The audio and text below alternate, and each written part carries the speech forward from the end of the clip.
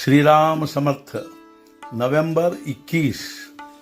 कल्पनाओं का सृजन रोककर वृत्ति स्थिर होनी चाहिए। कोई आदमी अपनी तहसील के नगर में गया और उससे पूछा कि तुम कहाँ के हो, तो वह अपने गांव का नाम बताएगा। जिले के सदर मुकाम में गया तो अपनी तहसील का नाम बताएगा। प्रदेश में गया तो जिले का नाम बताएगा, और यदि दूसरे प्रांत में गया तो अपने प्रांत का नाम बताएगा, और विदेश में गया तो अपने देश का नाम बताएगा। अतः मनुष्य में जितनी विशालता आती है उतने भेदभाव कम होते हैं। वैसे ही मनुष्य चाहे किसी भी धर्म का क्यों न हो, फिर भी सभी धर्मों का मूल एक ही होने से यदि वह मूल का विचार करे तो सभी धर्म उसे समान ही लगेंगे। किंतु इतनी विशाल दृष्टि आने तक जो जिस धर्म में है उस धर्म का आचरण करना ही हितकारक होता है। सुख प्राप्त करने की हमारी सभी धारणाएं आज मिथ्या सिद्ध हो चुकी है।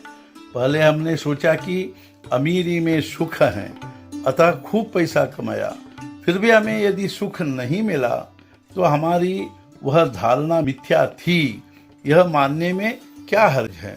एक ही वस्तु एक को सुखकर लगती है तो दूसरे को दुखकर मालूम होती है। मतलब वह वस्तु मूलतः न सुखमय है और न दुखमय है। ऐसा नहीं है कि जो वस्तु आज हमें सुखकर मालूम होती है वह कल भी हमें सुखकर लगेगी ही। हमारी बुद्धि स्थिर नहीं है, इसलिए हमारी यह धारणा भी स्थिर नहीं है। इसलिए हमारी धारणा की फलाना वस्तु में ही सुख है मिथ्या होनी चाहिए। अतः वह सच्ची ही है ऐसा हम क्यों माने। संसार के अपने रिश्ते हम अपनी समझ से ही निर्माण करते हैं और फिर उन्हें नकारने या भूल जाने को हम ही तैयार होते हैं। हम पर संकट आया तो फिर हमें पूर्व नाते रिश्ते अच्छे नहीं लगते, उस समय फिर हमें चैन नहीं आता। मतलब यह कि यह सब कल्पना का खेल है।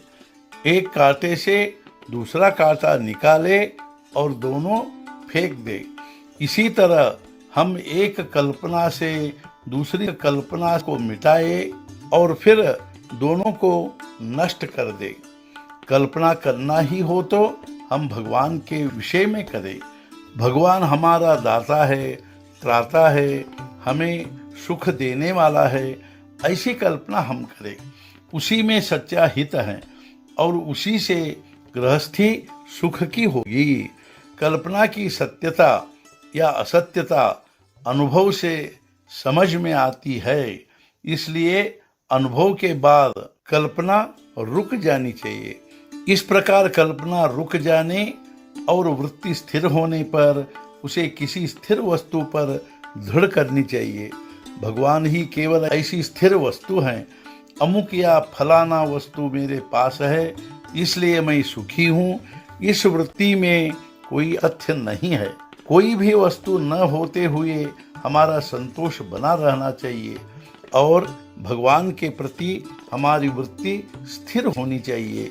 परमार्थ का यही सच्चा मर्म है। आज का मुख्य विचार, कल्पना माया का हथियार है। कल्पना रहित अल्प रामस्मरण ही फल देगा। सद्गुरुनाथ महाराज की जय। जय जय रघुवीर समर्थ।